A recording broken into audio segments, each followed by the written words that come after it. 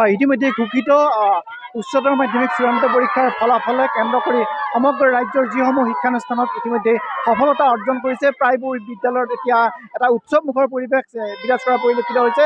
আৰু মই এই মুহূৰ্তত উপস্থিত আছোঁ দৰঙৰ ডিপিলাৰ বনমাঝা উচ্চ মাধ্যমিক বিদ্যালয়ৰ সন্মুখত। আৰু উচ্চ মাধ্যমিক বিদ্যালয়ৰ এইখন বিদ্যালয়ৰ 100% উত্তীৰ্ণ হৈ অঞ্চলটোলৈ বিশেষভাৱে গৌৰৱ কঢ়িয়াই আনিছে। আৰু মোৰ সৈতে আছে এই বিদ্যালয়ৰ যিসকল উত্তীৰ্ণ ছাত্ৰ ছাত্ৰী আৰু বিদ্যালয়ৰ শিক্ষক শিক্ষয়িত্ৰীসকল, আৰু তেওঁলোক যথেষ্ট উৎফুল্লিত হৈ পৰা পৰিলক্ষিত হৈছে। মই প্ৰথমতে বিদ্যালয়ৰ ছাত্ৰীসকলৰ পৰা জানিবলৈ চেষ্টা কৰিম, কেনেকুৱা কিমান নম্বৰ পালা? হয়, নমস্কাৰ, মোৰ নাম স্মৃতি চৌধুৰী। মই 92.2% পাবলৈ সক্ষম হৈছোঁ। অনুভৱ একেবাৰে বহুত ভাল। ভবা নাছিলোঁ ইমানখিনি পাম বুলি। মই 90 ভাবিছিলোঁ, তাৰ ওপৰত আহিছে, মোৰ খুব বেছি ভাল লাগিছে। মই 86.6% লাভ কৰিবলৈ সক্ষম হৈছোঁ। অনুভৱ খুব ভাল।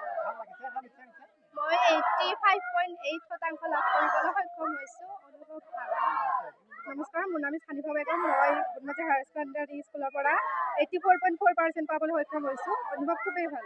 নিশ্চয়, যিহেতু আচলতে ব্যক্তিগত বিদ্যালয়ৰ ফলাফলে যথেষ্ট গুৰুত্ব লাভ কৰে, কিন্তু চৰকাৰী মাধ্যমৰ যিসকল বিদ্যালয় আছে সেই বিদ্যালয়ৰ ক্ষেত্ৰত আচলতে ফলাফলৰ ক্ষেত্ৰত প্ৰশ্নৰ চিহ্ন উত্থাপিত হয়। বিশেষকৈ তেওঁলোকে ভাল ফল দেখুৱাব নোৱাৰে বুলি বিভিন্ন সময়ত সমালোচিত হোৱা পৰিলক্ষিত হয়। কিন্তু তাৰ বিপৰীতে বনমাঝা হয় উচ্চতৰ মাধ্যমিক বিদ্যালয়, কি ক'ব আপোনালোকৰ? হয়, আজি আমাৰ যিটো ফলাফল ওলাইছে আমি অতিকৈ সুখী হৈছোঁ।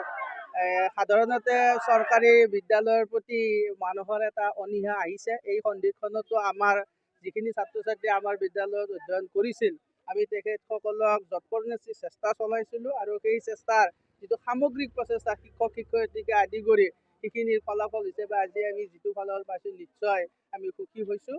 আৰু এই বাৰ্তাটোৱে নিশ্চয় আমাৰ সকলোকে আপ্লুত কৰিব বুলি আশা কৰিছোঁ। হয়, নিশ্চয় এইদৰে আচলতে তেওঁলোকে নিজৰ অনুভৱ ব্যক্ত কৰিছে।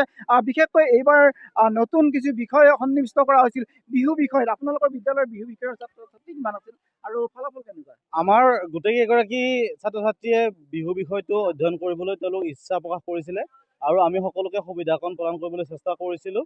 আৰু বিহু বিষয়ত এইবাৰ আমাৰ যিগৰাকী ছোৱালীয়ে 92.2 মাৰ্ক ল'বলৈ সক্ষম হৈছে, তেখেতে অসমৰ ভিতৰত তৃতীয় স্থান অৰ্থাৎ 98 নম্বৰ ল'বলৈ সক্ষম হৈছে। 98। আমাৰ লেটাৰ মাৰ্ক পাইছে 14 গৰাকীয়ে, আৰু প্ৰথম যিটো শ্ৰেষ্ঠ নম্বৰ লাভ কৰা তেওঁ হৈছে 98, অৰ্থাৎ অসমৰ ভিতৰত তৃতীয় স্থান। নিশ্চয় এইদৰে আচলতে এইখন বিদ্যালয়ে 100% উত্তীৰ্ণ হৈ এইদৰে তেওঁলোকে সফলতা অৰ্জন কৰিবলৈ সক্ষম হৈছে। 100% উত্তীৰ্ণ হোৱা এইখন বিদ্যালয়। আৰু মই আৰু কিছু শিক্ষকৰ ওচৰলৈ শিক্ষয়িত্ৰীৰ ওচৰলৈ যাব খুজিছোঁ, কি ক'ব? কেনেকুৱা? হয়, ভাল লাগিছে, যথেষ্ট ভাল লাগিছে। আচলতে আমি যিখিনি বিচাৰিছিলোঁ এই বেটছটোৰ পৰা সেইখিনি আমি পাইছোঁ। তাক লৈ আমি গৌৰৱান্বিত সিহঁতক লৈ।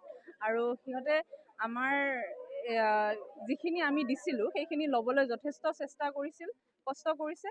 সেইকাৰণে সিহঁতে সেইখিনি ফলাফল পাইছে।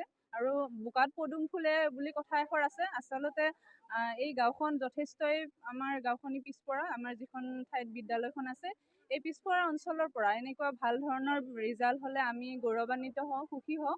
আজি আমি সুখী। হয়, ধন্যবাদ। আমিও আচলতে আপোনালোকক শুভেচ্ছা জনাইছোঁ। অন্ততঃ এইখন চৰকাৰী বিদ্যালয়ে 100% উত্তীৰ্ণ হৈ অঞ্চলটোলৈ সুনাম কঢ়িয়াই অনাৰ বাবে প্ৰতিদিন টাইমৰ তৰফৰ পৰা এই বিদ্যালয়ৰ শিক্ষাগুৰু আৰু ইয়াৰ ছাত্ৰ ছাত্ৰী অভিভাৱক সকলোলৈকে আমাৰ ফালৰ পৰা বিশেষভাৱে শুভকামনা জ্ঞাপন কৰিছোঁ। ধন্যবাদ।